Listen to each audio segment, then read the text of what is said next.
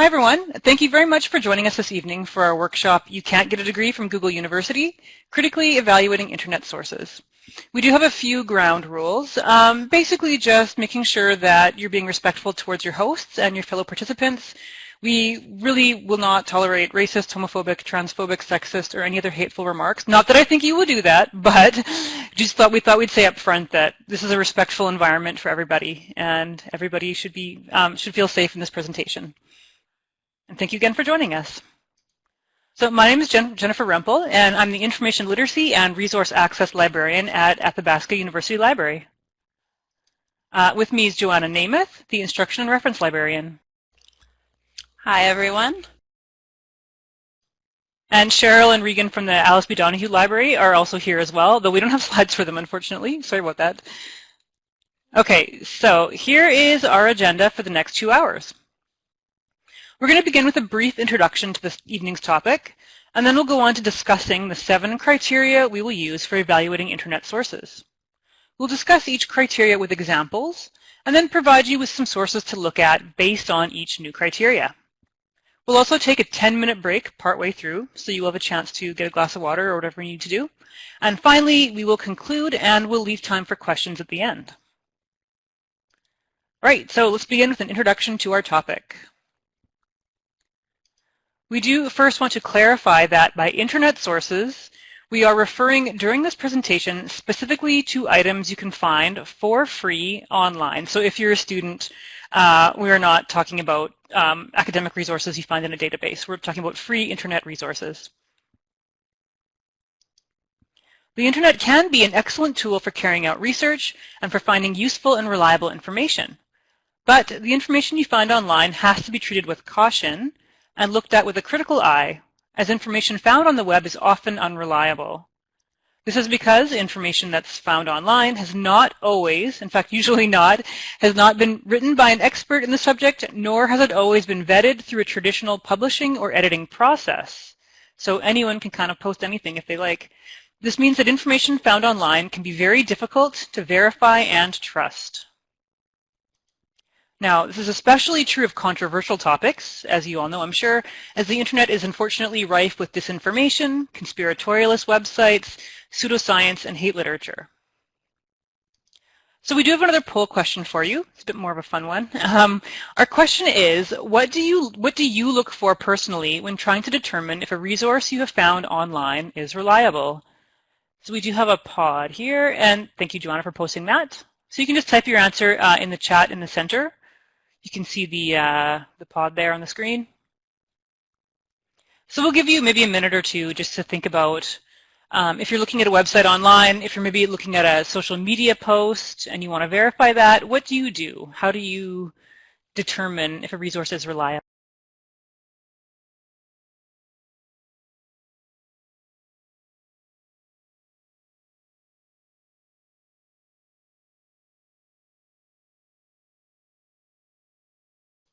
And we'll share the results. Again, the results are totally anonymous, but we'll share them so we can all kind of share our ideas.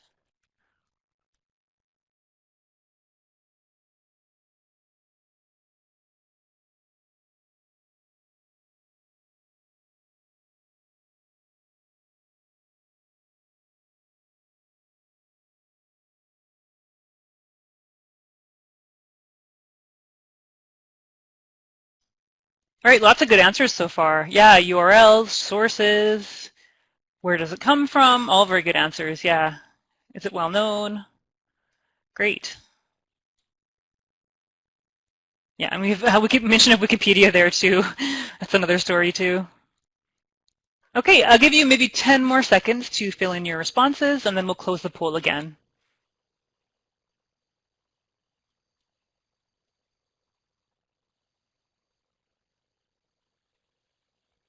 Okay, so I'll go ahead and hide that poll. And thank you all for your answers.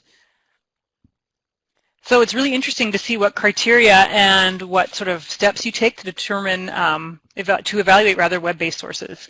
So we'll see how they match up to our criteria. So here are the 7 major criteria to use when determining the reliability of an online source. We will discuss each of these criteria separately in detail, but here's what they are just to get us started. So these are, again, authority, purpose, relevance, coverage, timeliness, accuracy, and finally, website design. The way that we can use these criteria most effectively is by using a technique called lateral reading. Lateral reading is essentially fact-checking. It's verifying the information you find online by looking at other sources and investigating where the information you have found is coming from and who created it and why. So it lines up to a lot of what you have all said are the means you use to evaluate your internet sources. We'll talk more about lateral reading later on in the workshop, and we will have a little exercise to get us warmed up pretty quick here. But Joanna is first going to introduce our criteria authority.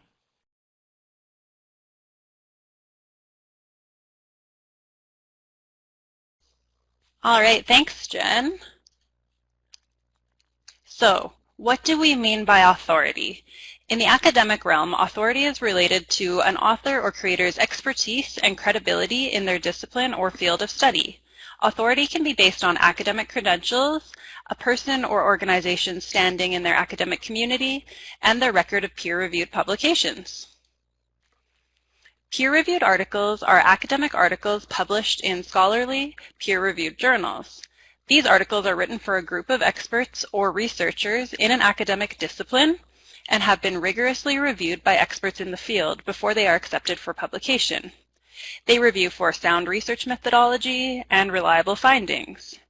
You can learn more about peer review by looking at our peer review guide, which includes a short animated video, and I'll post the link for that in the chat box.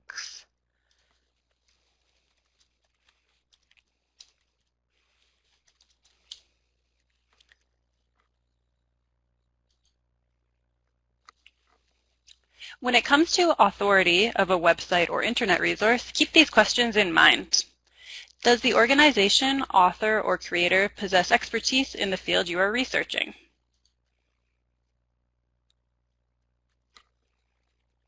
Is the organization, author, or creator associated with a reputable institution?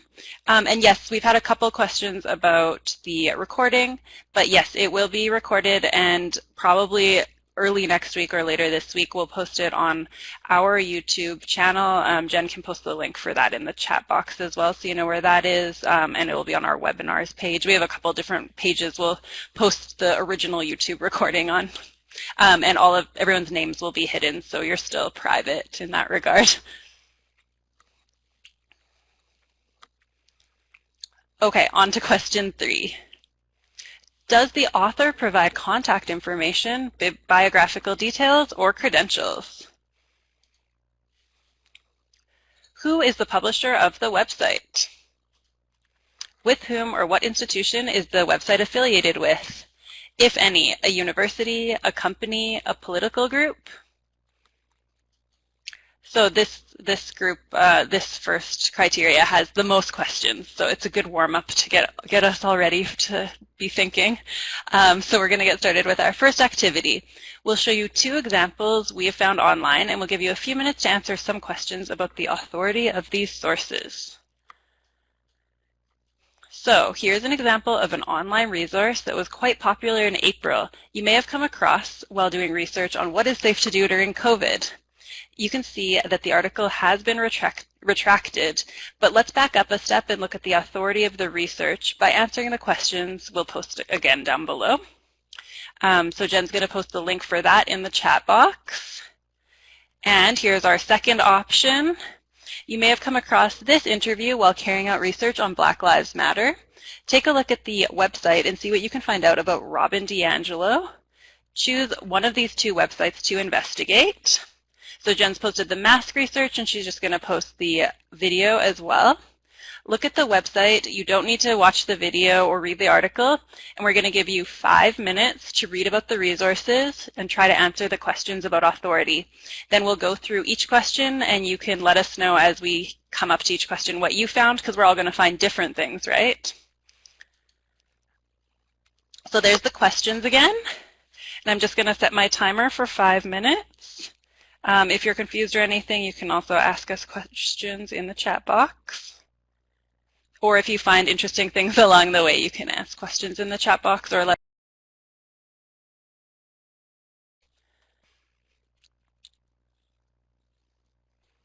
Yeah, this is a good way to practice your lateral reading skills. So just taking a look at the resources. Again, you can choose one, or if you're really fast, you can do both, but we only have 5 minutes. Oh, can you still see the link? There should be a mask research link in the chat box and then a Robin Dangelo link. I can repost those if you like. Oh, looks like they're not working. I'll just double check those. Yeah, I can see them on my end as well, and Doris says she can as well.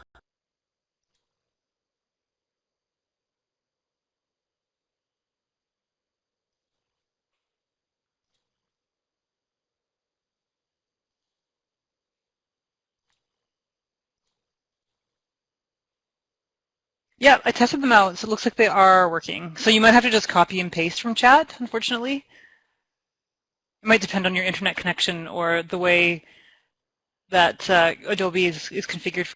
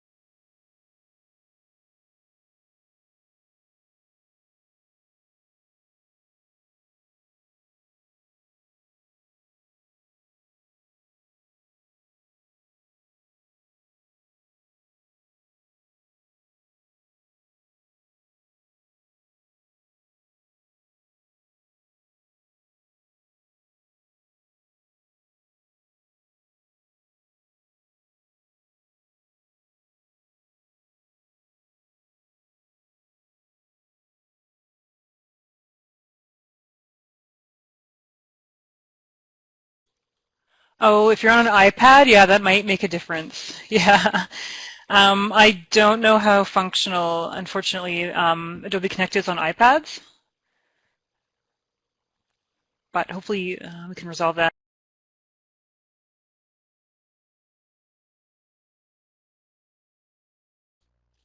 Yeah, if you are able to get in, that's great. If not, you could try maybe sending us a private message with your email, and we could email you the links as we go. I'm trying to think what other ways would be a good way to send links.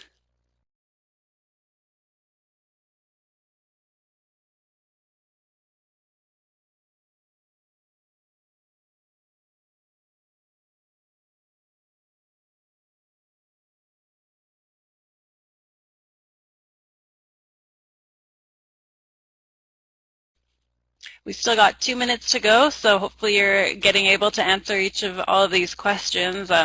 Ideally, lateral reading kind of takes you into an interesting little trip every time where you find out a bunch of different things about something or other that you're trying to figure out more about.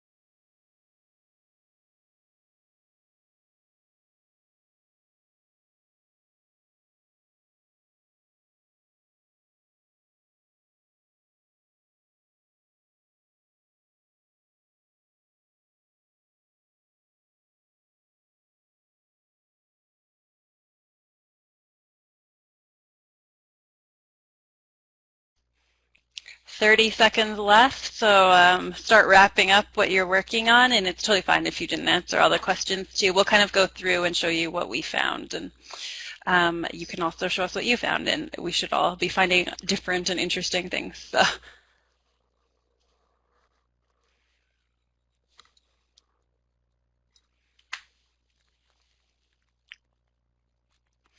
Okay, so I'm going to go ahead and keep going. So we're going to begin by looking at the mask research. So there was a long list of authors, so I chose to look at one author. I looked at Sungham Kim, PhD, MD. So starting with the first question, does the author, organization, or creator possess expertise in the field you are researching? So you can post what you found in the chat box, and is anyone else getting an echo? I'm not, but if you have two devices opened, that could be part of the problem. Yeah. And yeah, if your sound cuts out completely or it's really problematic, you can try logging out and logging. That your computer, that your connection might not be great, so sometimes logging out and logging back in might fix that for you. Since it seems like no one else is having the echo issue at the moment. Or I see that there's a number 2 beside your name, so it's also possible that you have 2 windows of this open and they're echoing to each other. Yes, I can see you're logged in twice, so that might do it if you exit out of one of them. Okay, so back to the mask article. Does the author, organization, creator possess expertise in the field you are researching? Yeah, agreed. There's so many authors. I just searched one, so I was curious what you found. Good call, noticing that they're designated as MDs.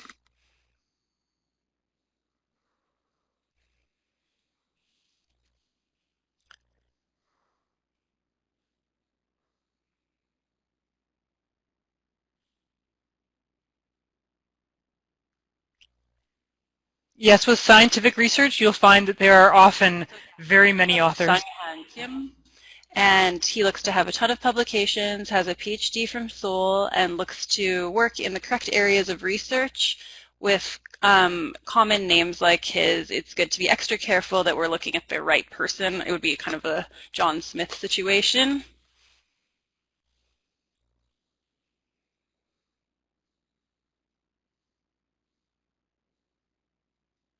So next question, is the organization, author, or creator associated with a reputable institution? Did anyone find anything interesting about that? Because I was looking at the one author, I found that he worked at Asan Medical Institute. I hadn't heard of this before, so I looked it up, and I know we all said Wikipedia is not great to look at, but I think if you have enough other sources quoting Wikipedia or also saying the same information as Wikipedia, it's okay to look at. It's just good to be aware of any of this background information. So it looks to be a normal hospital in South Korea.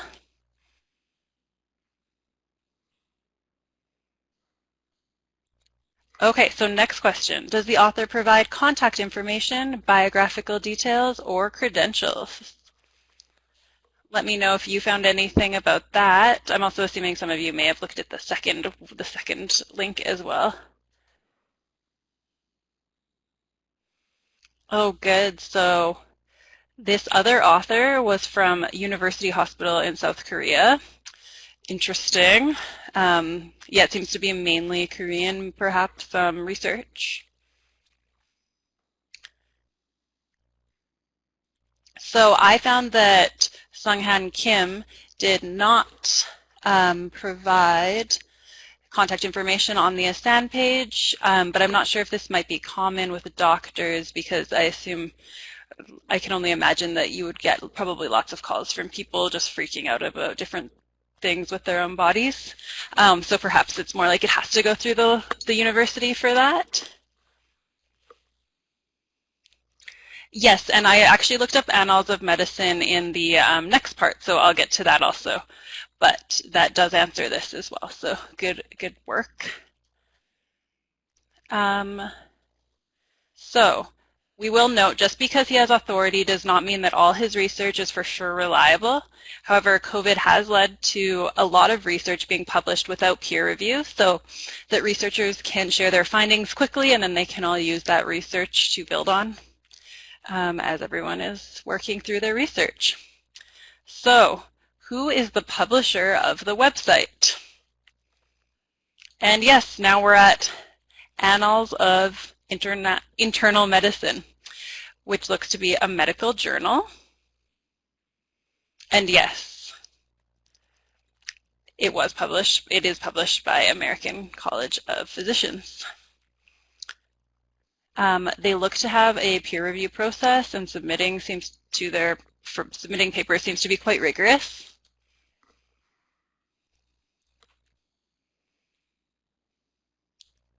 So with whom or what institution is the website affiliated with, if any? A university, a company, a political group?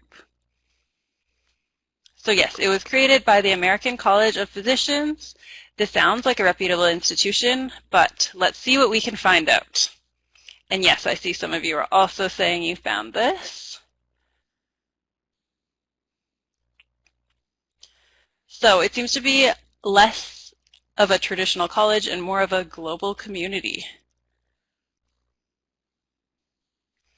Their Twitter account looks quite active and they have a lot of followers. Their Wikipedia page does not list controversial information, and they are even mentioned on the American Medical Association's page. So we have some info about the article. The authority of the creators and the publishers don't seem to have any huge red flags. So now we'll move on to the Robin Dangelo video. Doing some lateral reading, we can answer our questions. Does the organization, author, or creator possess expertise in the field you are researching? So feel free to chat write in what you're finding. I found that she is the author of White Fragility, which has gained particular popularity in light of George Floyd's death. Her book has been written about in the New Yorker. She seems to be somewhat of a public figure.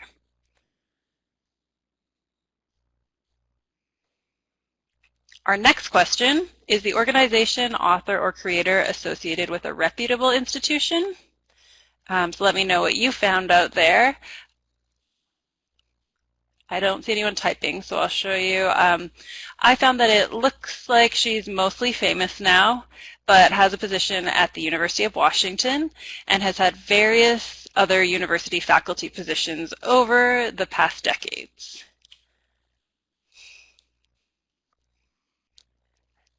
Does the author provide contact information, biographical details, or credentials?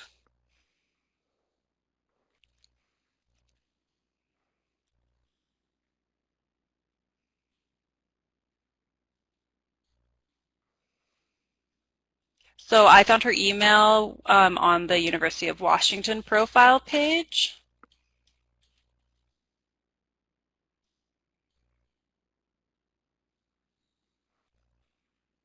But yes, it was not listed particularly right on the website, so that's a good note there. Who is the publisher of the website?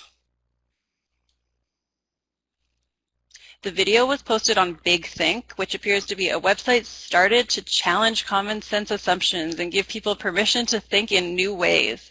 While they claim to be unbiased, trusted, and reliable, keep in mind that they're probably somewhat biased. With whom or what institution is the website affiliated with, if any? A university, a company, a political group? Oh yeah, and I see someone else caught Big Think, so good job there.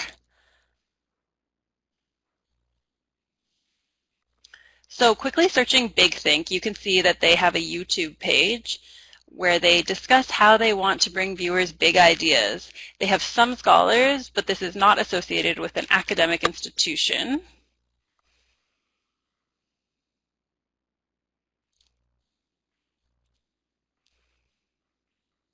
Okay, so Big Think might be a little bit questionable in terms of authority, but ultimately both Robin Dangelo and the American College of Physicians and the researchers who worked on the COVID mask article seem to be experts in their field.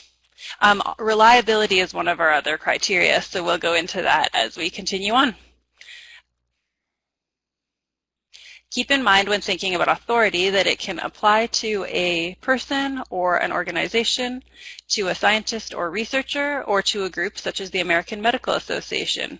No person or group is infallible, but reliable authorities Strive to present the truth as it is currently known and as best as the evidence we have can show. Reliable authorities have expertise, but they have integrity, both professional and scholarly.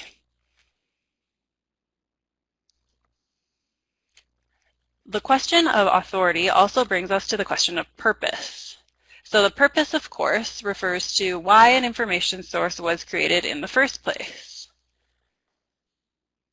When considering the purpose of an online source, ask yourself, what is the purpose of the information? To entertain, to inform, or to educate? To sell, to persuade? Also, who is the audience for this document? A site, experts, scholars, the general public?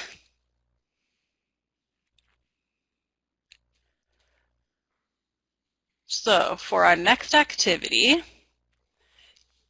let's go back to our two examples, the mask study and the Robin Dangelo video. Remember, don't watch the video or read the article, just try to answer the questions. So take a few minutes to look at these sources and do some lateral reading and answer the questions. So we've just got the two, just figuring out, and we kind of touched on this already, so kind of have a look at what you think the purpose of the video is. And Jen has reposted the links as well, thanks Jen. Or what you think the purpose of the mask research is. And I'll maybe just give 2 minutes for that since you're kind of already started on it.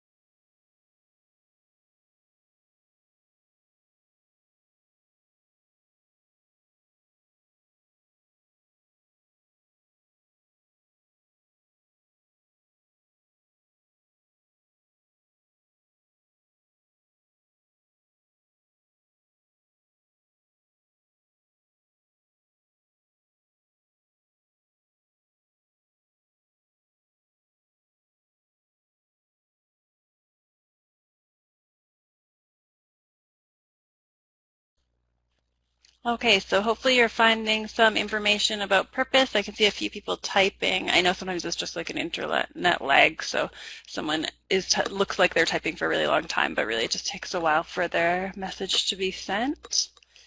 But I'll go ahead and continue on. So let's start with the purpose of the Dangelo video. Did anyone find what they think the purpose is? To inform, to educate, to sell, to persuade?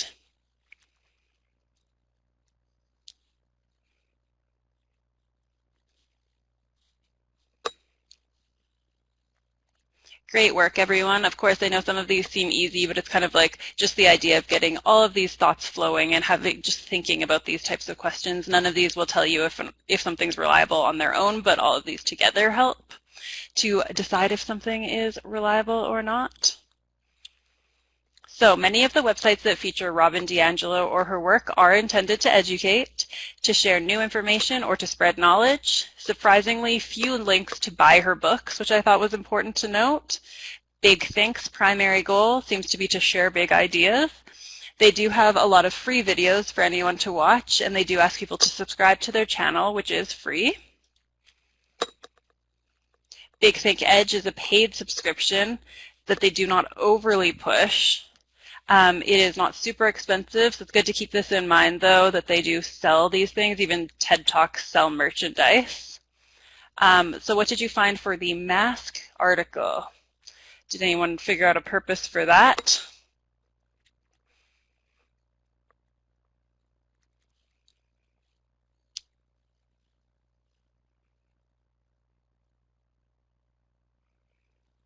That's a very interesting point, Angie, with interesting. readership. Yeah. To increase the readership of the paper. That we hadn't pulled that up, so that's really good that you were noting the metrics. So yes, it is a peer-reviewed journal for physicians, but of course, I don't think this article was peer-reviewed because they did all of the research within a few months of COVID starting. And I didn't actually double check if it is peer-reviewed or not, but I don't think it is. Because searching for the article, sorry, I'm just going to note this, it does seem to be to inform as well. It does not link to purchases and does not use overly persuasive language stating you should not wear a mask or something along these lines. Searching for the article itself by title, you can quickly learn that it was retracted, which we already noted. This means that it was removed from the journal in which it was published, and that its findings can no longer be considered valid. The article states that masks don't work. The study only tested 4 participants, and while they concluded that neither cotton nor N95 masks were effective in preventing the dissemination of the virus, their methodology was disproven. But keeping available information is still useful for overall research into COVID and for purposes of informing.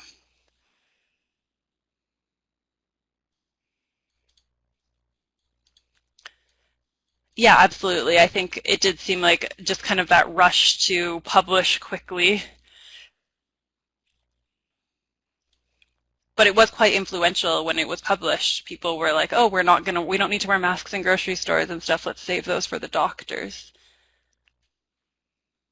Okay, so now let's go on to the second question. Who is the audience for this document or site? Experts, scholars, the general public?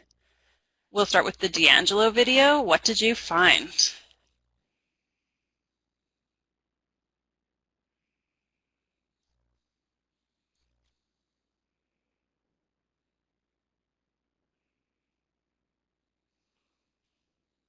I see a few people typing. So we've got, for the Dangelo video, the general public.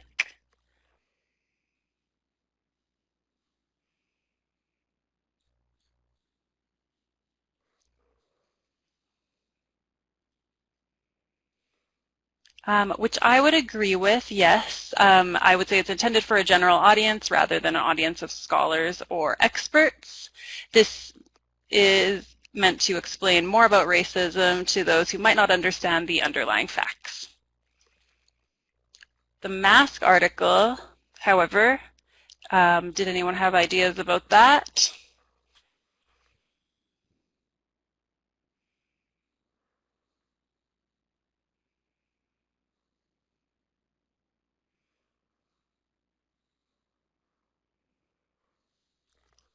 Who was the mask article's intended audience?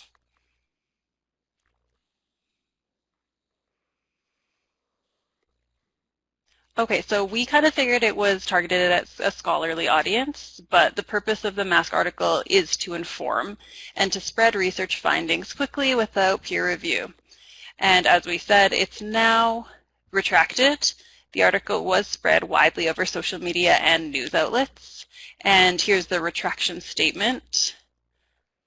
Just another note about articles not being peer-reviewed.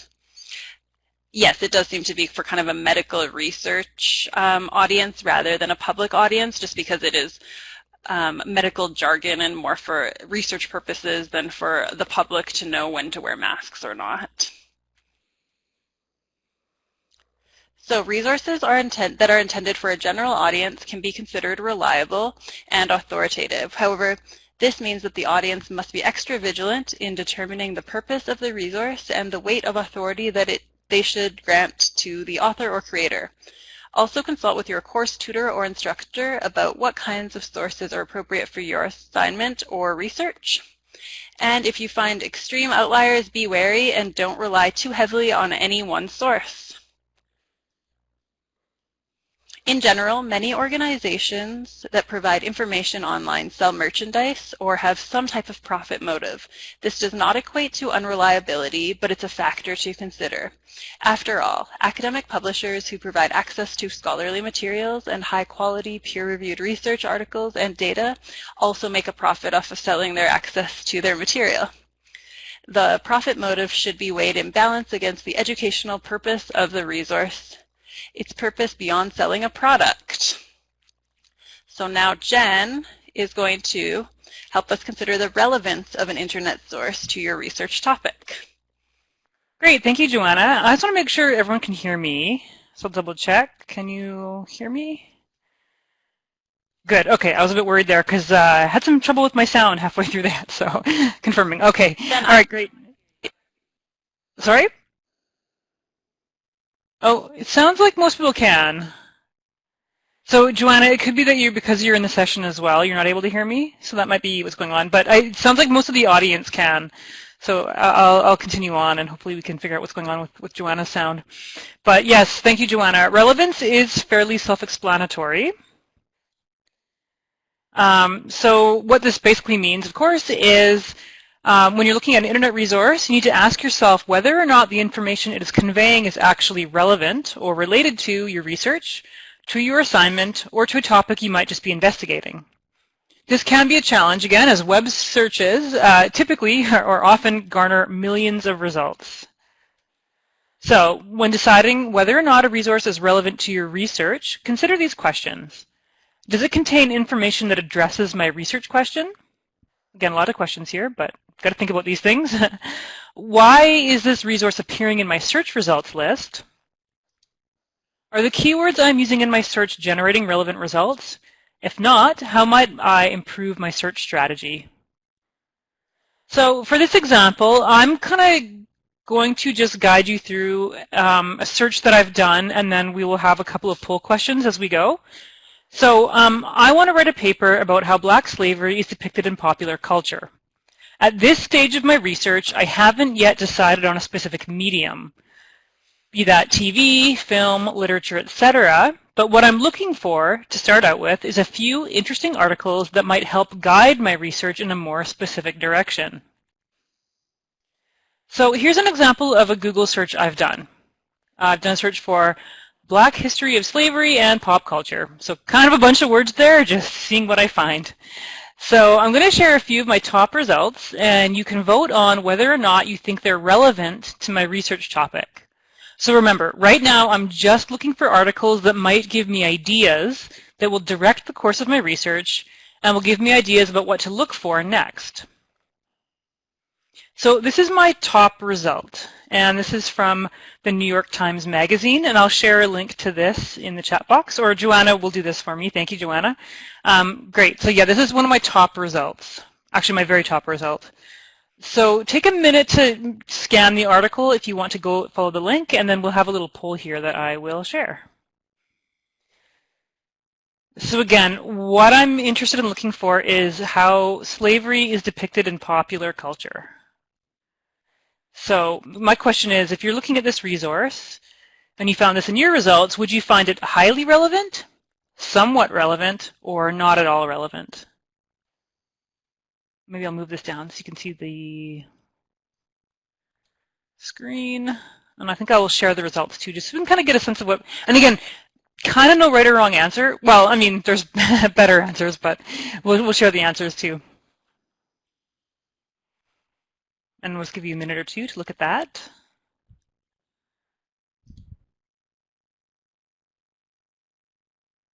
Yeah, and of course, any thoughts you might have, you can share in the chat box as well.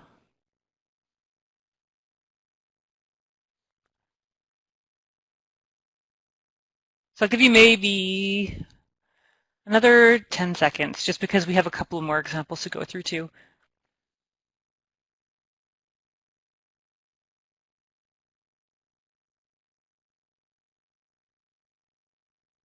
Okay, looks like we're getting no more answers. Thank you all for your answers. Yeah, so the majority has kind of decided that it's somewhat relevant. That's great. So I'm just going to clear your answers because we'll be using this poll again. Okay, and then this was my second result. It's a PBS page. And again, the question is, how relevant do you think this is to my topic? So I'll reopen that poll. And again, Joanna has shared the link there. And you can just decide, is it highly relevant, somewhat relevant, or not at all relevant?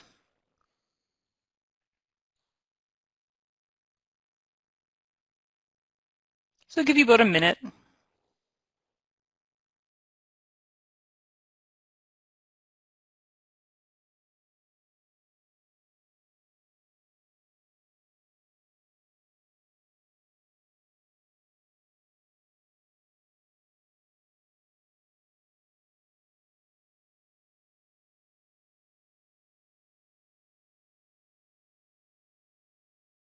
Okay, so it looks like we're kind of deciding again that it's somewhat relevant. That's great. And I have one more example. So I will go ahead and hide that, or I'll clear that poll as well. And my third result is a Wikipedia page called African American Culture. Again, Joanna will post a link in the chat box, and take a quick look and vote in the poll. So would this, do you think, be, again, highly relevant, somewhat, or not at all? And I'll give you about a minute just to quickly scan that article. And a lot of these things, too, you can kind of tell right away from the topic, from the website it's on, whether or not it's going to be really relevant.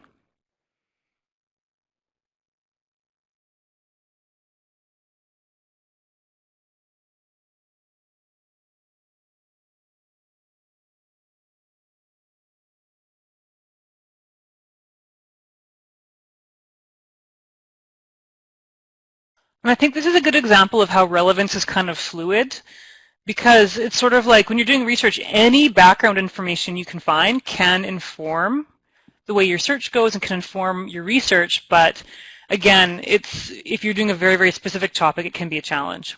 So this is a controversial one. It looks like we're kind of having mixed results.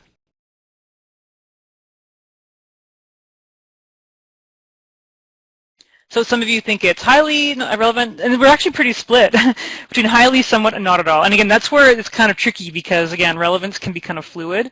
So thank you all for your answers, and we'll go ahead and end that poll and hide that. So it looks like we're mostly finding results that are kind of relevant, lots about African American culture and the history of slavery, but not really anything about popular culture.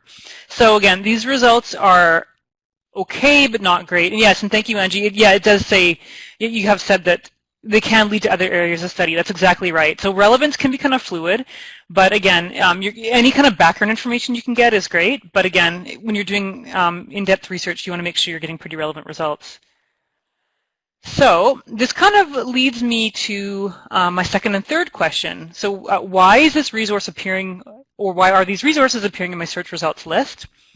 Are the keywords I'm using, go to our questions, are the keywords I am using generating relevant results? If not, how might I improve my search strategy?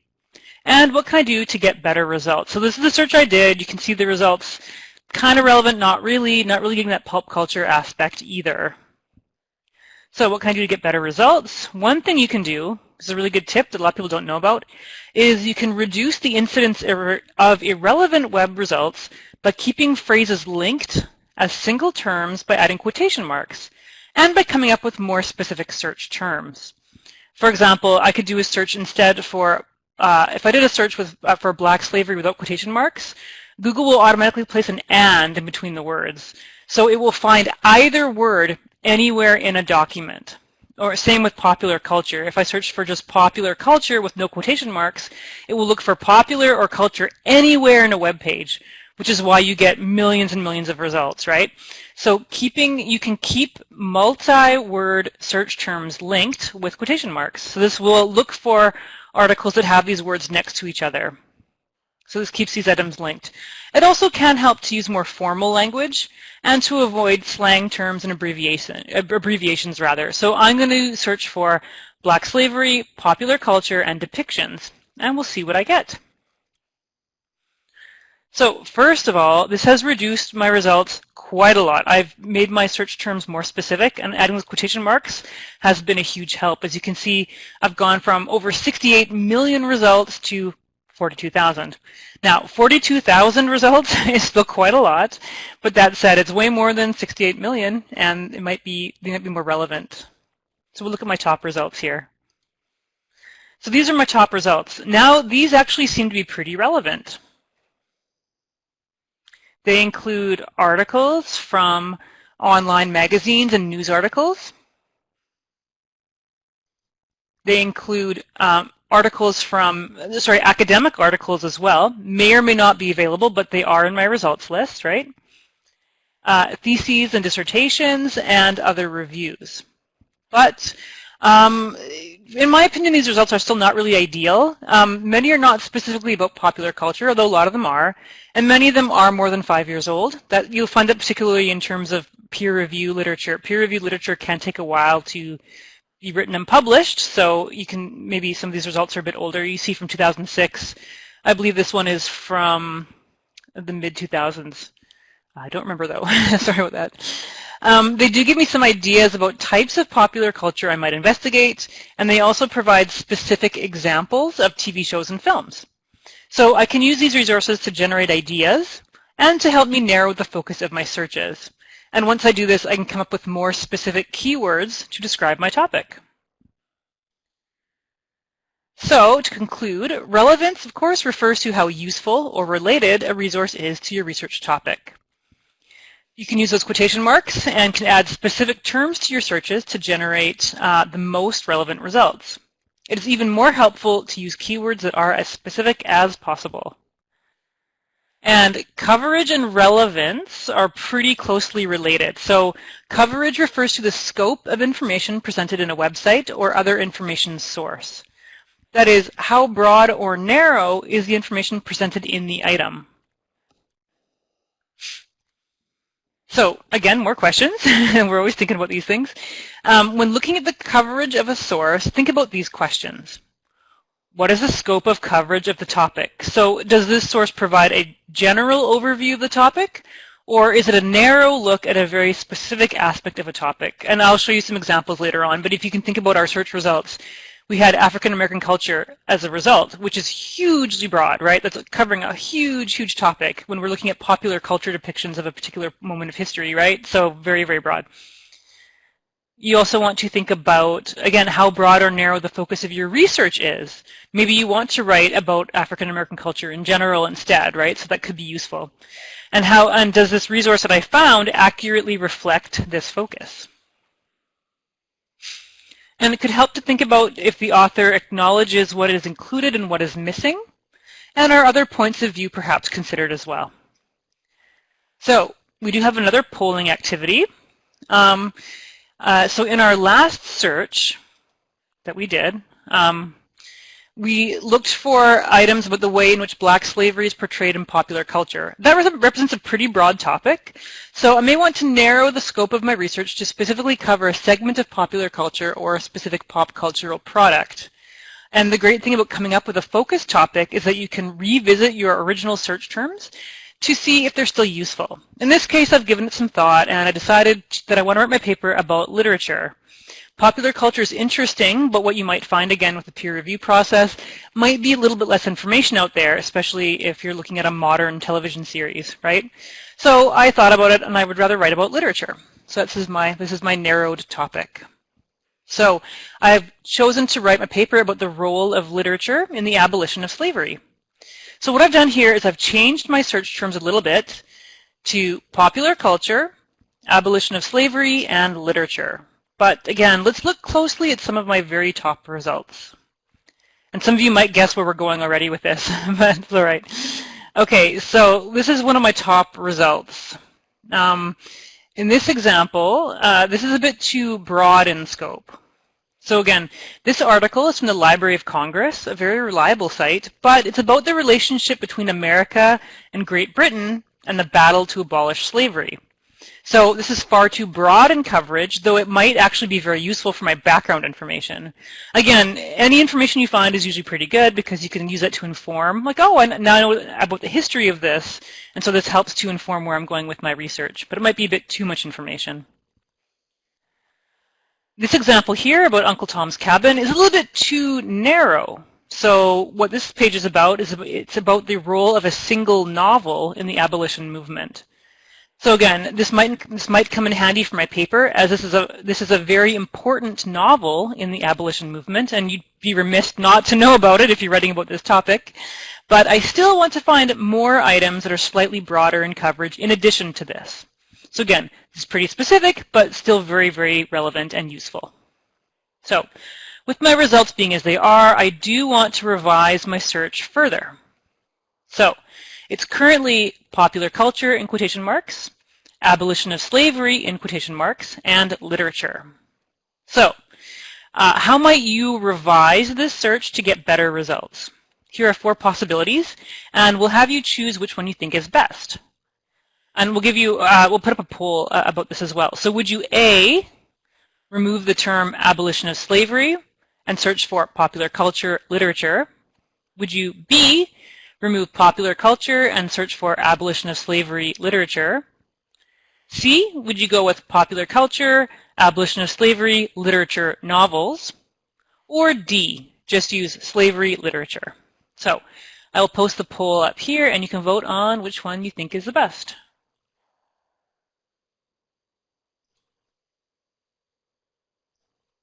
I cover up my slide a little bit, so sorry about that.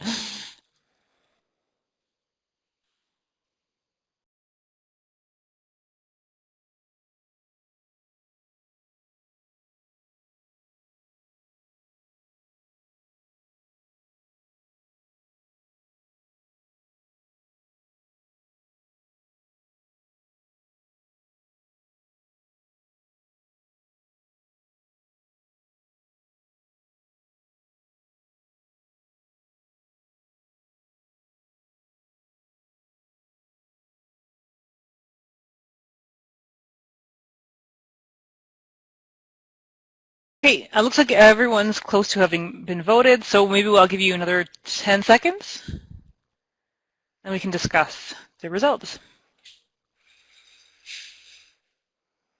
Okay, looks like no one else is voting, so we'll go ahead and close that poll, and thank you all for your votes. Actually, I'll leave it up for a second because it's actually pretty interesting. So one thing I will say is that there's not, I was going to say there's no wrong answer. There kind of is a wrong answer, which nobody picked. I would say the wrong answer would be popular culture and literature, because there's nothing in there about abolition. There's nothing in there about slavery, so probably not going to be very useful. But yeah, a lot of you picked abolition of slavery and literature. A lot of you also picked popular culture, abolition of slavery, literature, and novels. And then one person picked slavery literature. And so those are actually reasonable. There's really no wrong answer per se. You would, again, except for answer A, would not be useful at all. But a good thing to do with internet searches is to try a bunch of different terms to see what you come up with, to see what works and what doesn't. That said, my suggestion would be to choose B. So because so what I want to do here is remove the term popular culture. Because I now know that I want to write about abolition and literature, the term popular culture is no longer especially helpful, and will tend to pull in results with coverage a little bit too broad. Option C might be useful too, except for that popular culture part wouldn't be that great in terms of our results. We'd get too many again. And literature and novels, you kind of want to pick one. Maybe you want to write about novels, and that's a good one to choose instead. And then slavery literature, that's probably okay, but we want to make sure we're talking about abolition as well, just in case. But again, B, C, and D, fine, but the better one is probably B. Okay, so as you can see now, the top results of this search are highly relevant and highly specific to this topic. And I couldn't put all of them on here, but it's a pretty good search. So that worked out pretty well. Okay, so we're going to wrap up our discussion of coverage by noting that even though this search is pretty good, irrelevant results, again, however many, let's see how many I had. Yeah, 1.2 million results, so there's a lot of results there. It's kind of a challenge of the internet. Results with too broad or too narrow a focus will always slip in when you do internet searches, so it's never going to be perfect. If you can get access to an academic library database, they tend to have more advanced search features, so some of you are AU students, and lucky for you, you have access to our library. AU Library does offer in-person access to community borrowers. However, we are closed to the public during COVID at the moment. The Alice B. Donahue Library, and if Cheryl and Regan want to step in here, feel free to go ahead, also provides in-person and online access to their resources. We do have the TAL card. Sorry, I'll let Cheryl go ahead. Oh, I think you might have said, yeah, we have in-person borrowing. You can come into the library, and we have computer access as well. And then our e-resources have a lot of database, search places you can use. You can use your library card to get that access, or some of them are even open to non-library members as well as the interlibrary loans. So those are available as well. That's great. Thank you, Cheryl. Good to know what our options are in the community, too. And if you're not in Athabasca either, you can go to your local public library and see what is available to you. We all want to help you get the information you need. There's also, within Alberta, the Alberta Library, or TAL card. They also offer in-person borrowing at member libraries, some of which may be open during COVID. So do be sure to call ahead and find out what your options are. And you will need a TAL card to access the resources at those libraries as well. Learn Alberta also provides access to various databases for teachers, students, and parents of students. And the Open Library also provides access to some free ebooks. AU Library also has a list of resources that are freely available as well. And again, the message here is to contact your local library to find out which resources you can get access to and which databases you can search in. Okay, and Joanna has posted a very helpful link to a handout. Joanna did a great job in the handout. She created it, so very useful information there. And again, if you have any questions, contact your local library, contact Alice B. Donahue or AU Library if you're a student, and we can help you out. Okay, so in conclusion, though, with coverage, coverage refers to, again, how broad or narrow a resource is in relation to your search topic. This is related to relevance in that too broad or too narrow resources may be more or less relevant to your topic. Again, internet search engines are a great resource for background information and idea gathering. But it's better, especially if you're a student, if you're doing academic research, if you're writing assignments for us, to carry out the bulk of your research in library collections. Okay, so now it's break time, finally, our promised break, and we're right at the halfway mark, so it's perfect timing. So we're going to give you 10 minutes to stretch your legs, maybe say hi to your kids, get a glass of water, pet your pets, dog or cat, whatever you need to do. So I think we'll come back now at 7:10. We will stay on the line. I might get a glass of water, but we'll be hanging around to answer any questions in chat, but we'll come back at 7:10.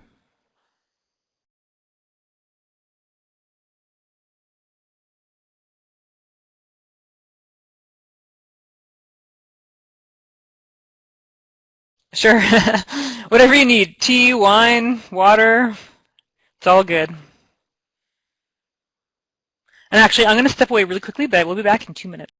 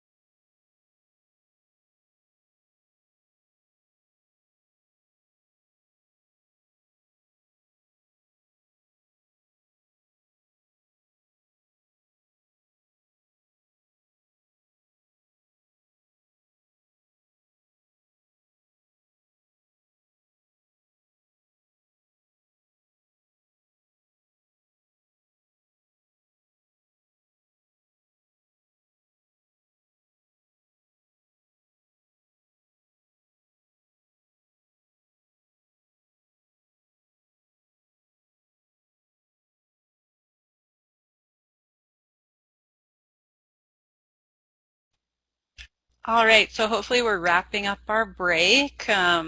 Looks like we've got another 1 minute or so. So yeah, I had some cheese and refilled my tea.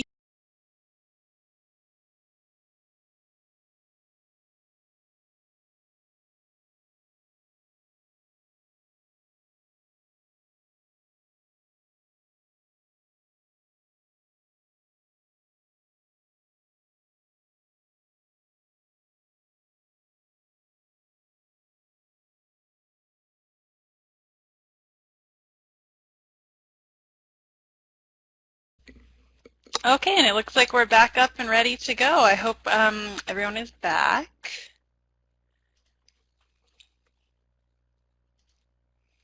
So we're moving on to our next criteria, which is timeliness. Timeliness is also an important factor to consider when evaluating how important a resource is for your research. Timeliness refers to when the information you are finding was written or published in relation to how current you need your information sources to be.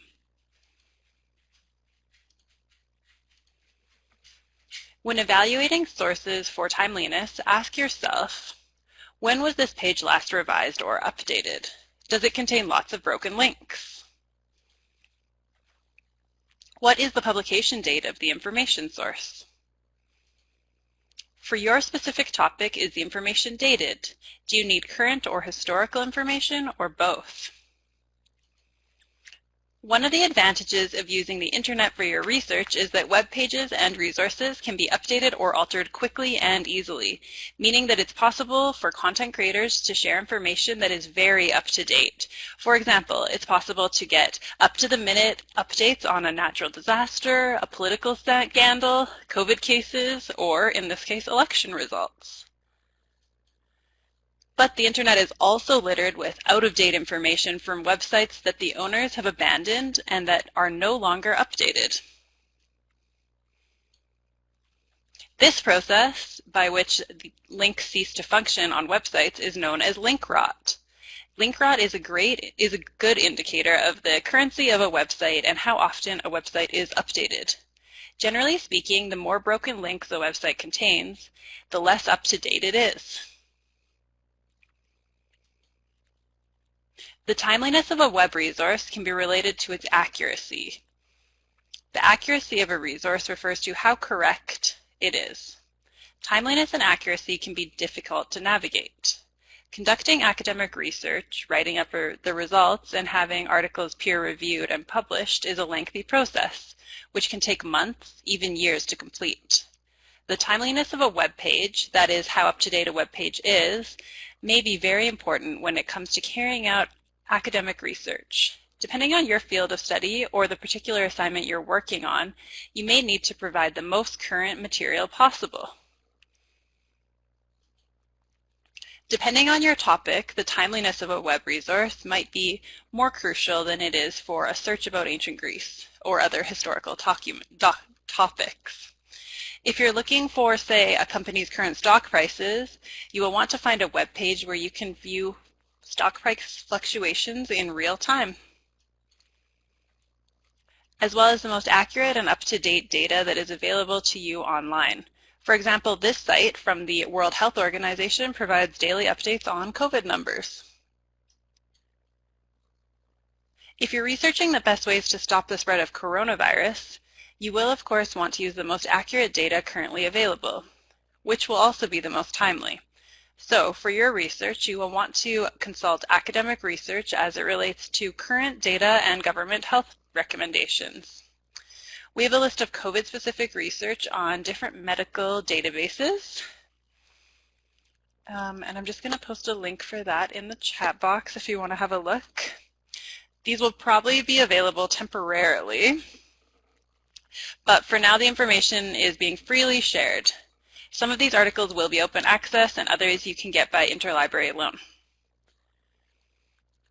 Okay, so for this activity we'll have you look at a few online sources to determine how timely they might be. I'm researching what caused the explosion in Beirut in August 2020. I get these two articles in my results. Which one should I ascribe more credibility to, and why? the NPR article, or the Daily Mail article. We'll give you a few minutes to take a look at the links that Jen has posted in the chat box and place your vote in the poll.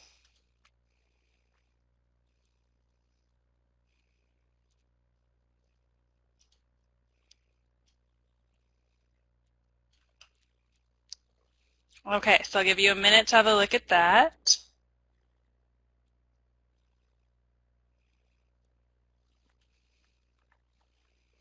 Oh, we've got quite a few votes already.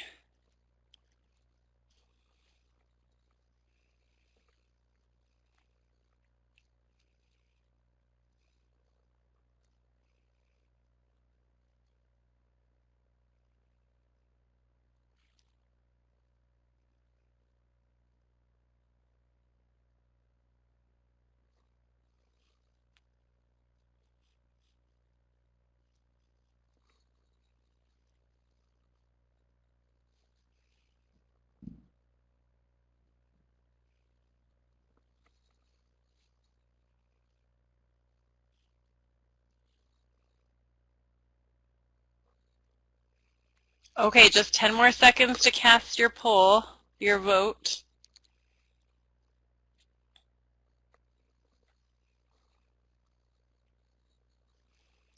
Okay, good job everyone. So we had about pretty even results for both. So let's see what we can find out. So the Daily Mail article is 3 days more recent than the NPR article. If we're going by date alone, the Daily Mail article is more reliable. That said, you can never go by publication date alone in determining credibility on any topic. In the Daily Mail article, the author is reporting on a single statement by an expert, not even a study done. And I believe they call him Mr. Dynamite. Yeah, you can see that. So just something to note. The NPR article, in contrast, provides a brief history of the political unrest in Lebanon. The author here discusses research that provides evidence for both sides of the issue.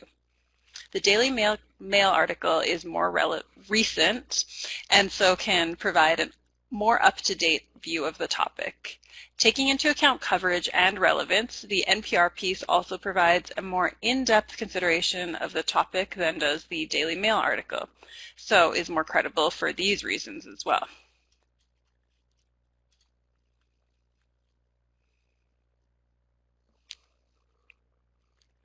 Just a note, be extremely wary of science reporting from non-scholarly sources. Pieces written for a general audience often simplify scientific research and notoriously use bold, often misleading headlines that draw readers in. Both of these pieces do this. The Daily Mail piece definitively states, "Explosive expert claim Beirut explosion that killed 160 was caused by burning military missiles." This implies consensus on this topic within the scientific community, when in fact the article is reporting on a single expert.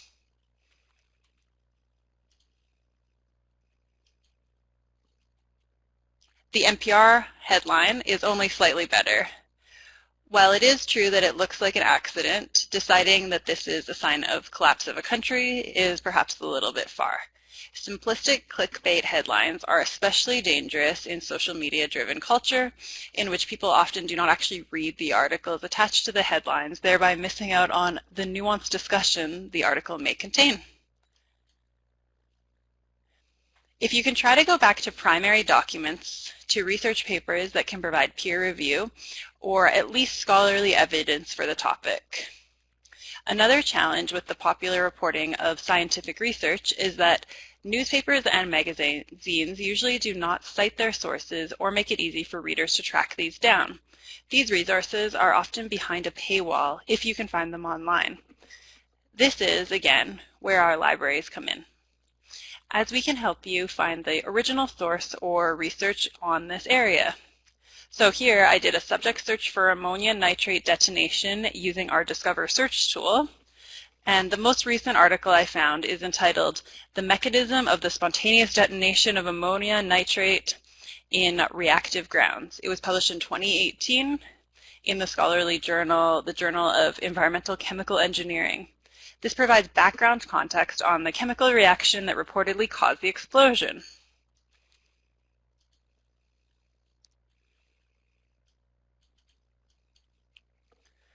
So to conclude our timeliness discussion, generally speaking, the more recent item is, the more likely it is to be based on the latest research and data. The web can be a great place for finding up-to-date information, but outdated resources are everywhere too. It's also good to remember that the importance of timeliness to your research depends on your topic. Timeliness may not be as useful for research into historical topics. And now I will let Jen take over. All right, thank you, Joanna. Very interesting discussion there about some news items. All right, so we're now going to look at the most important factor in web resource evaluation, which is accuracy. So again, the accuracy, as Joanna says, the accuracy of a resource is often related to timeliness, but it's not always. So accurate resources may or may not be up to the minute current. So for example, the Daily Mail article was a little bit more recent than the NPR one, but the NPR article was far more reliable, right? So it really kind of does depend. Historical resources are also not up to the minute current, but they could be highly accurate. The main thing to take away about accuracy is that resources must convey factual information, of course, with as little bias as possible. And again, back to lateral reading. Lateral reading, again, doing fact-checking across different websites or different offline resources as well, is really the best way to determine the accuracy of an online resource, or really for any claim or argument that you encounter. As we mentioned at the beginning of the workshop, lateral reading means mostly looking to other sources on the web or elsewhere to verify information that you have found. Again, we did a bit of this when we discussed authority. So when trying to determine the accuracy of a resource, keep these questions in mind. First of all, what do other sources have to say about this resource? This one comes up a lot, this kind of thing. What do other sources have to say? Again, who are the authors or creators? Usually very important. Have the authors or creators of this resource cited their sources? So where are they getting their information from? And do the site's authors or creators appear to be biased or to have an agenda? So we're going to do something a little bit different here, and we're going to look at an example from social media. This activity is mostly just going to be sort of thinking about social media things as well. So many people get their news from Twitter and Facebook. I'm guilty of that too. It's a very good place to go for quick fixes of news. But as we mentioned earlier, these sites are really not ideal places for finding out what is true and what is not. So as a general rule, you should never take what you see on social media as fact. You always want to investigate. So, okay, this activity might be a little bit trickier, so we're going to walk through it together in a moment. So for now, what you can do is you can just use pen and paper to write down your thoughts, or just keep them in mind as you do a bit of searching on your own. So we all remember this, hopefully. In March of 2020, the story that dolphins were seen swimming in Venice canals was widely shared on social media. It's a positive story that many people shared as a way of looking on the bright side of COVID, looking at the bright side of the COVID lockdowns in Italy and elsewhere. A very stressful time, so it's nice to have a happy story, right? The story is relatively benign and easy to believe. However, it's still a good idea to confirm that it's actually true before you share it yourself. A lot of people shared and heard this one. So to do this, we're going to take a few minutes to answer some questions about accuracy. So again, our first question was, what do other sources have to say about this resource? In this case, or this resource, or this claim, rather, too. So in this case, we're going to ask what other sources say about dolphins being spotted in Venice. So what you might want to do is think about maybe doing a web search real quick and just see what you can find about dolphins in Venice. And so maybe I'll give you about 3 minutes. We are getting close to the end of the session, so I'm going to put a timer on for 3 minutes. And again, this is a pretty quick one. You should probably find pretty quickly what you're looking for. So I'll time for 3 minutes, and then we will come back. So again, you want to investigate, are dolphins appearing in the canals of Venice?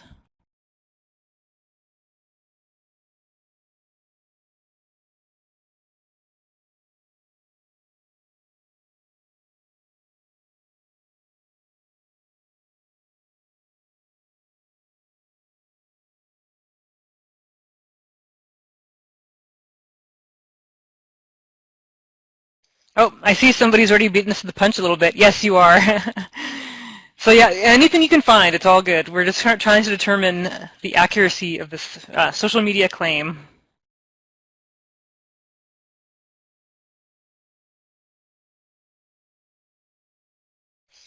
Yeah, maybe 3 minutes is too much time because I think you're already figuring this out. Yeah, maybe I'll give you another minute then because yeah, you're figuring it out. You guys are too good at this. Okay, I'll give you one more minute.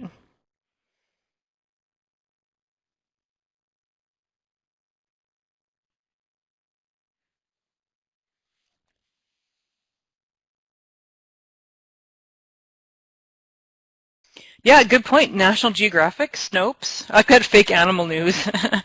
Yeah, kind of, yep, giving away. And yeah, National Geographic, again, pretty reliable. I mean, National Geographic magazine is what you'd consider, or the website too, is what you consider sort of non-scholarly, but science-based.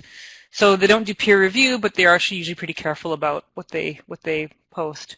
Interesting point, Angie, taken out of context.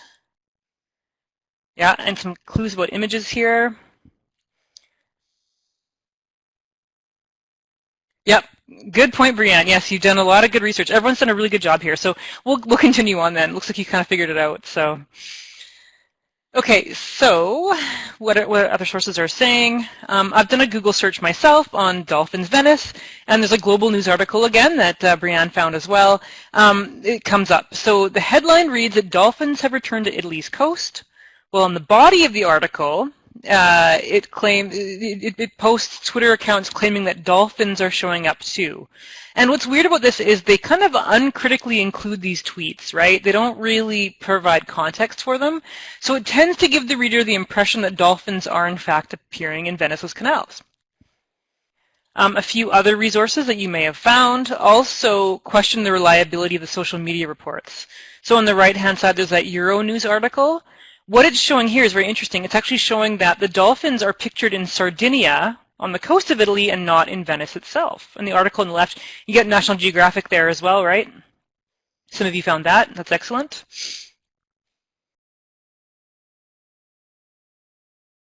And of course, Snopes, right? So you can also use media fact checkers like Snopes. Snopes is actually really good. They do a pretty good job of, and they tend to be unbiased. They're really about what is true and what's not. So again, one of our, I believe Angie, somebody in the chat had pointed out Snopes. So yes, you don't want to trust fact checkers exclusively, you know, because there are actually fact checking sites so-called that are actually highly biased. So you want to be careful with fact-checking sites, but Snopes is pretty good. There's some Canadian, some media watch list ones are pretty good. And actually, Joanna has included several of these on our handout, so you can take a look at those. But yes, Snopes explains that these claims are both true and untrue, right? So dolphins have been pictured in Italian ports, but not in the canals of Venice, though other wildlife has been seen in Venice, and the water there has become much clearer in both the coast and in Venice itself. So it's not, strictly speaking, accurate to say that dolphins were seen in the canals of Venice. That's been debunked, and a lot of you probably already figured that out, so that's great. Okay, the next question to consider is, who created this information? So obviously this claim is being made by many Twitter users, and many people just shared it uncritically, but who are these people? You can kind of find out if you don't already know. You can do some lateral reading on those people as well, or look at their accounts more closely. So in this case, we've pulled a few examples of Twitter users sharing various images of clear water in Venice, or what looks to be Venice. These appear to be random Twitter users. So they're not journalists, they're not really influencers, they're kind of just people. So it's hard to know who they are or what their motivations might be. The challenge with Twitter, too, is you can post anonymously, right? You don't even need to use your own name. So it's hard to know what's going on there. Same with Facebook. Well, Facebook, you need to use your own name, but where are these resources coming from, right? You want to note here that none of these people actually cite the sources of the images that they use. So they give the impression that they've taken these photos themselves. So it looks like they're posting their own snapshots from Venice. This cannot be verified. Who knows where these people are? Where did they get these pictures from, right? One of these posts, the one in the middle, explicitly claims, oh, look, here's a dolphin in the canals of Venice, and here's a picture. But did you take the picture? Where did this come from, right? Okay, our third question is, have the creators or authors of this resource cited their sources, and where are they getting their information from? Oh, I think I already read this. Sorry about that. So we got to skip ahead to their slides. Okay, yeah, sorry about that. So again, I think I screwed up my script. That's okay. So in this case, what you can see is a couple of pictures here about Twitter. So in this case, you can see the article on the left-hand side was from that Global News.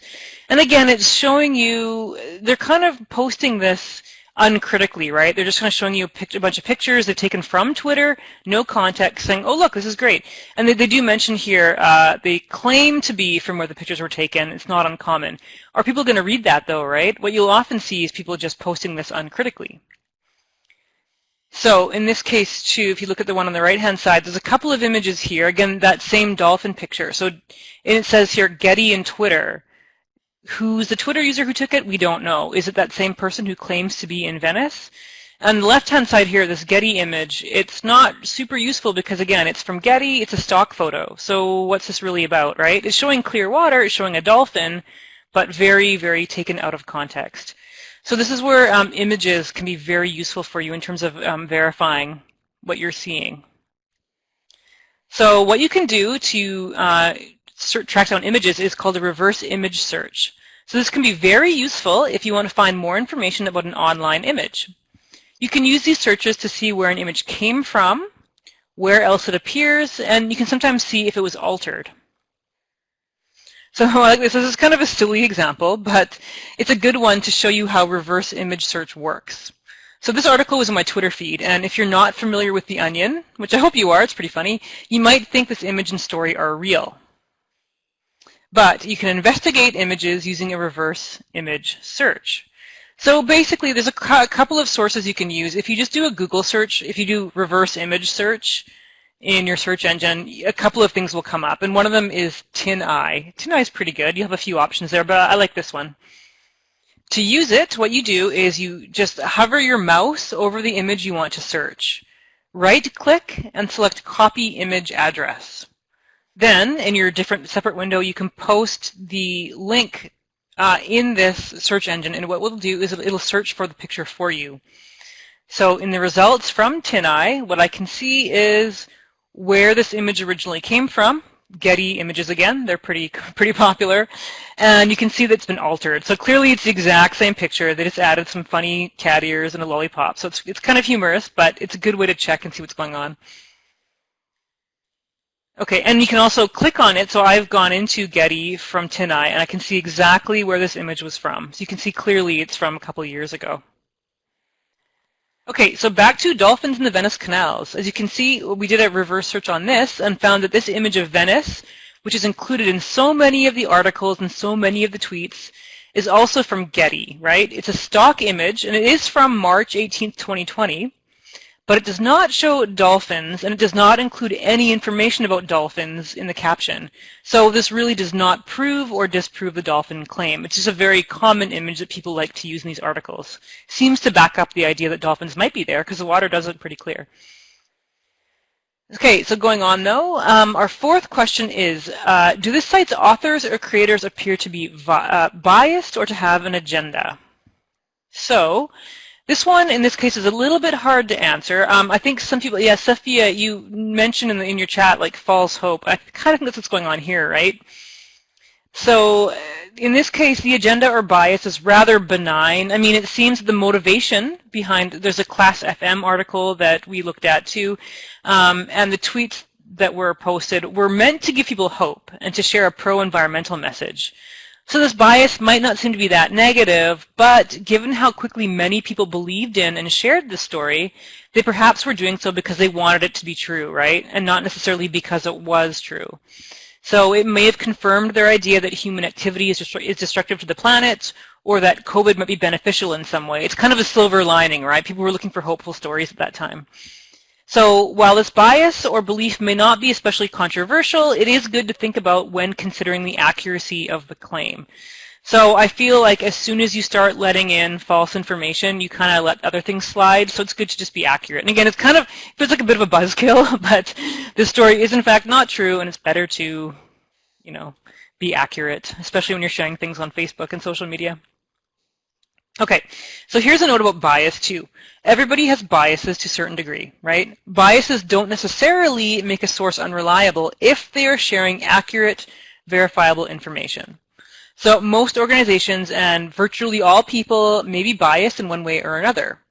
For example, the Dolphin Posts tended to be biased towards environmentalism, and their purpose seems to be to provide positive news during COVID.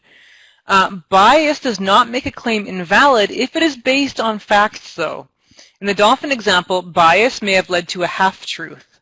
Again, this is a relatively innocent example, but biases can be very problematic if a researcher or author's biases cause them to ignore or to hide evidence that does not conform to their own biases, right? So in carrying out research and completing your university assignments, do be sure to examine your own biases and preconceptions and remain open to coming to conclusions based on what the evidence shows you, even if, or maybe especially if, it goes against your preconceived ideas. The same is definitely true for what we share on social media. So even if you want a story to be true, it's good to do some investigating before you share it. So always strive to be as objective as possible and consider whether or not your sources are being objective as well. So to conclude again with lateral reading, of course, fact-checking, lateral reading, is the best way to confirm the accuracy of an online source. Again, you want to look at who created the information, what kind of bias or agenda they may have had in creating it, and you want to see if you can find other reliable sources that back up this information. So our final criterion towards the end to consider when evaluating an internet resource is what the website looks like, and Joanna will take us from here. All right, thanks, Jen. So you can learn a lot about a site by looking carefully at its design. Also, can everyone hear me okay? Is my sound still cutting out, or does it sound better? I realized I should continue on before. Sounds make good. sure that's all right. Sounds good. Okay, thank you. Okay, so back to website design. Content creators can be very good at masking the true purpose of their site, and so again, lateral reading and fact-checking using outside resources is always important. Ask yourself, when evaluating the design of a website, keep these questions in mind. Can you easily find out who created the content? Does the site have an about page or a means of easily contacting the site's creators or authors? Is the site properly maintained with relatively current information and functional web links? What kinds of images accompany the information presented on the site? Are the sources of the images provided? What sort of language do the site's authors or creators use? Is it appropriate for the content and audience? So for this activity, we'll give you a few minutes to visit a website on your own and answer our website design questions. So we're going to have a look at Jim Humble's website. He is the one who coined the term MMS, or Miracle Mineral Solution, that has become a popular supposed cure to COVID.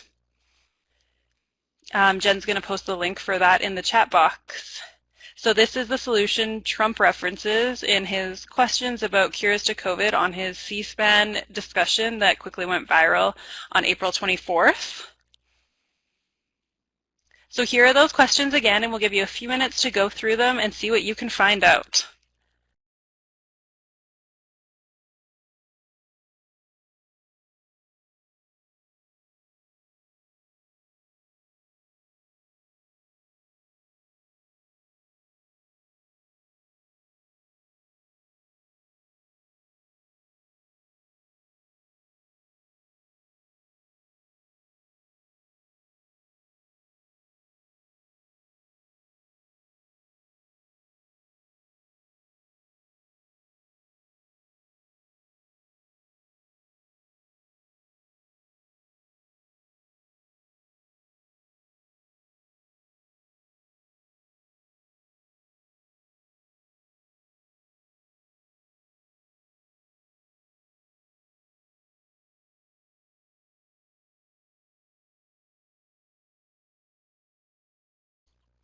Okay, some great skimming. Yes, I would say there's some red flags. It does seem a little bit too good to be true, but you could see if you're desperate, someone close to you is very sick, and you're like, oh, this could cure them. It's at least worth trying.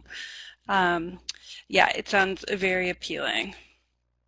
And it does seem to cure almost everything. I think when I was looking last, it cures like a lot of other things.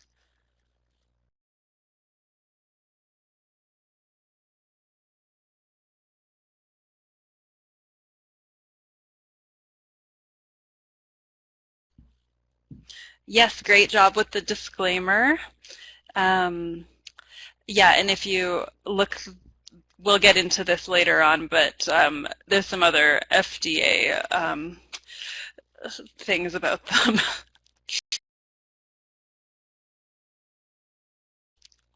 Okay, since you seem to be finding lots, maybe I'll move on to start going over our responses and see what we can find as we're going.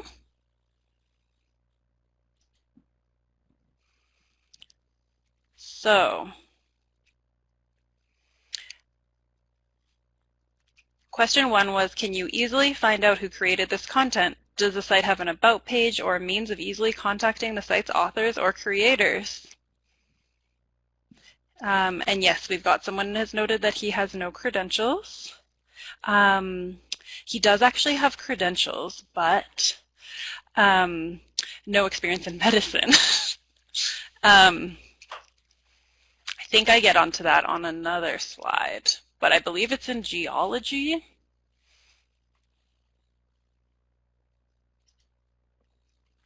He clearly states that he does not sell MMS and is not associated with any companies that do, but also provides a recipe.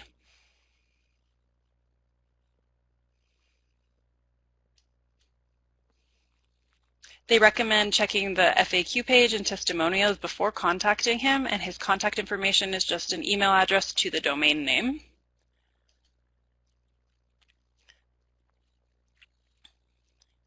All right, some good discussion going on in the chat box.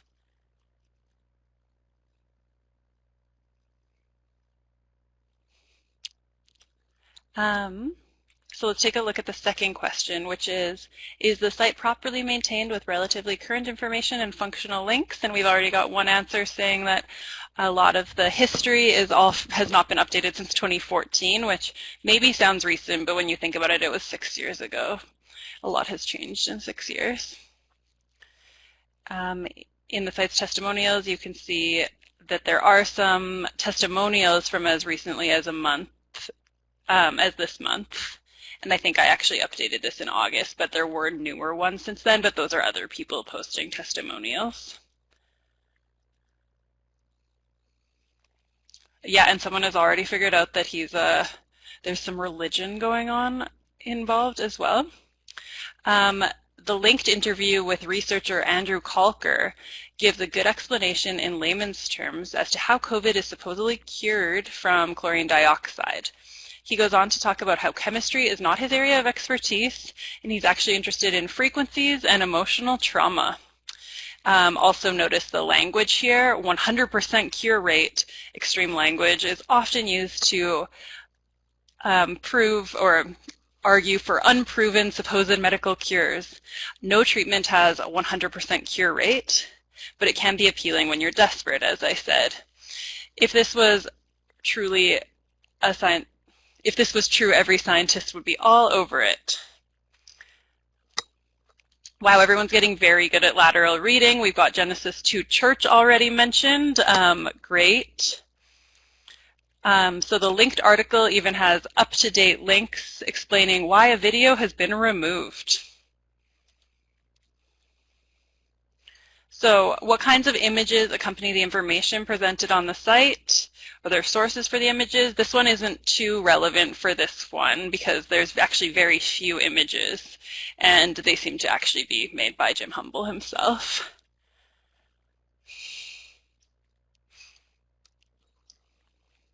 The last question is, what sort of language do the site's authors or creators use? Is it appropriate for content and audience?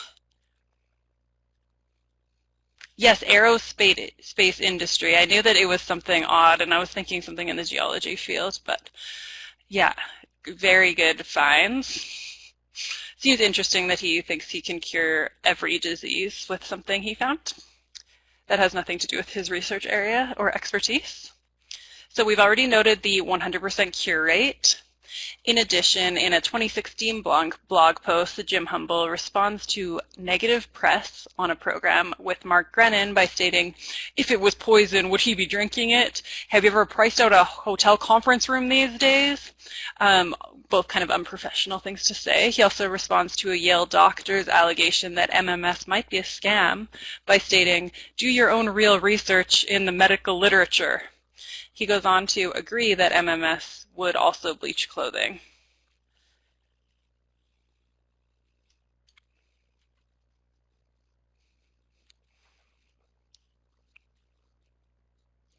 If we search the referenced Mark Grennan, who seems to be an advocate for MMS, a lot of interesting things come up. The Global News article references Genesis 2 Church, which I know you've all already found already, which if you search, you can also see that him and Jim Humble are or were associated with.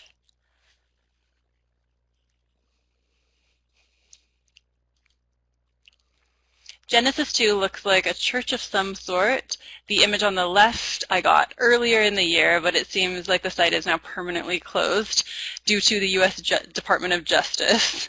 But I did get into it when it was open, and it called MMS the Sacrament. It does seem to be tricky to track down buying it, and maybe you have to go into the dark web for that. And as we see, Bishop Hubble, now Bishop Grennan, seems to want you to make it yourself.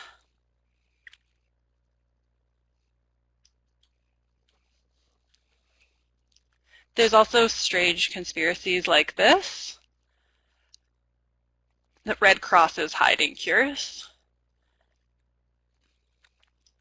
All right, so you definitely all have lateral reading down really well, so great job there. So that's website design, and it's kind of a fun one. Website design can be tricky for use for evaluation purposes because it relies on gathering evidence that is internal to the site. In the case of MMS, it's pretty clear that this site was not designed by a professional, and the language and images it uses are not those that would be used by a traditional academic or scientific website, and that the information presented here is highly suspect. However, institutions and organizations are increasingly sophisticated at designing websites that mask their true purpose and hide unreliable evidence behind a slick-looking exterior. That is why it's very important to do your lateral reading and go beyond the site itself to see what others say about it. In this case, the information presented here cannot be verified by outside sources. To conclude, in some cases, website design can be a clear indicator of the reliability or unreliability of an online source. But be very careful, as website design can be used deceptively to make things look more reliable than they actually are. Yes, having too many ads is another really good use, especially those pop-up ads too. So great work, everyone. So we'll wrap up with some more information about evaluating resources at home and using the library. We've created an internet searching research guide you can refer to. You can see our slides will be updated from the session. The Evaluating Web Info tab also goes through the criteria we went through. And I'll let Jen finish off. I'm also going to post the survey link in the chat box right now in case any of you need to take off while we're wrapping up. Great, thank you, Joanna, for posting that survey link and for going through the website design. You're right, it's kind of a fun example to look at. Okay, so we hope you found this workshop useful. The 4 main takeaways we hope you carry with you going forward when it comes to internet sources are think critically. That's the major one, right? The internet can be a great source for getting background information on a topic, the latest news and data, but again, treat online sources with caution. You always want to confirm with outside sources the information that you find. Use your lateral reading skills, which you guys seem to have down. So good job. Good work, everyone. Use your lateral reading skills to evaluate the reliability of a source.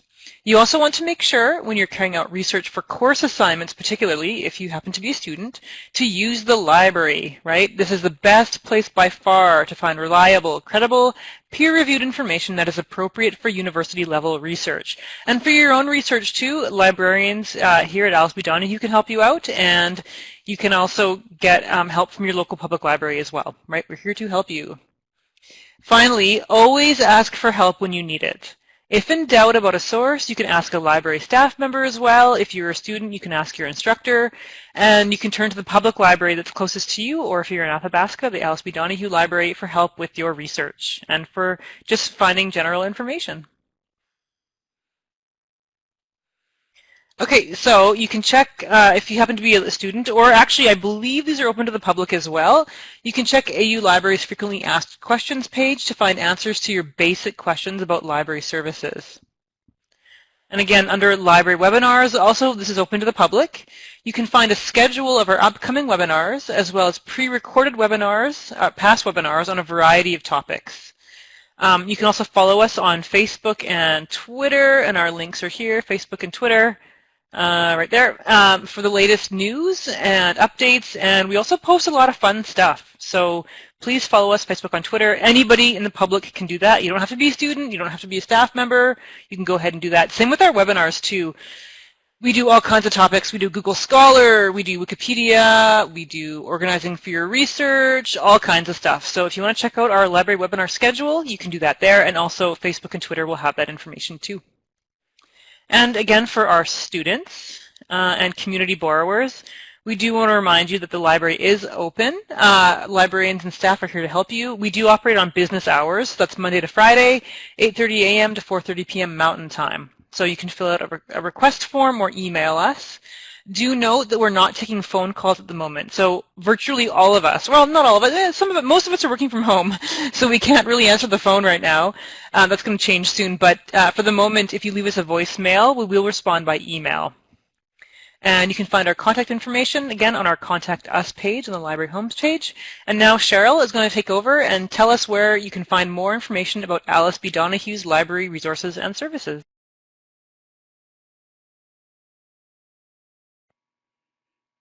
Hi. Yeah, so I'm not sure if there is going to be a slide for this, but on our website, oh, there we are.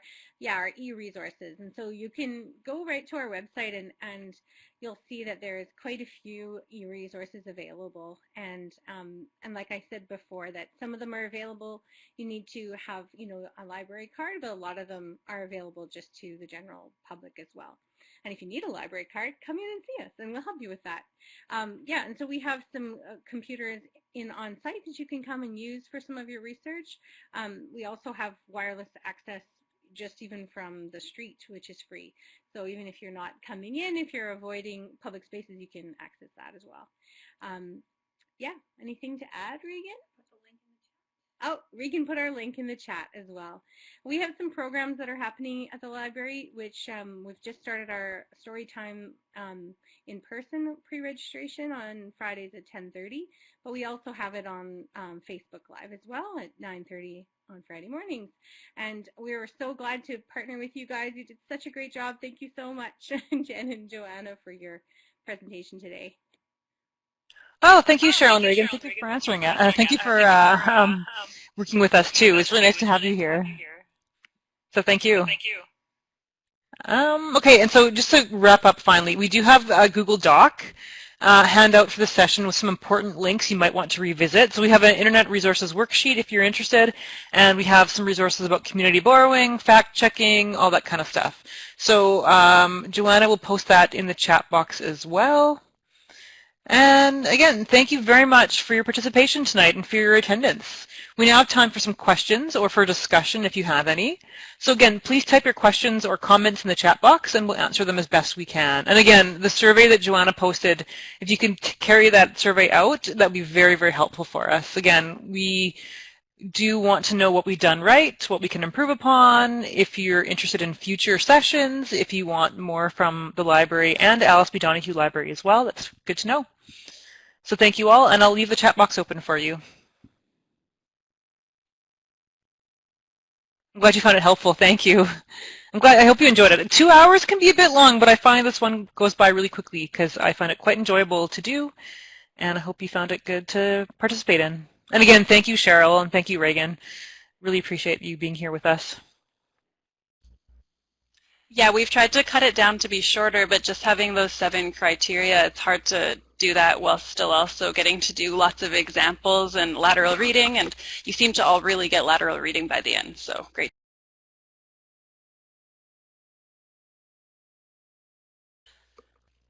And we'll go ahead and stop the recording now, and then if anyone is feeling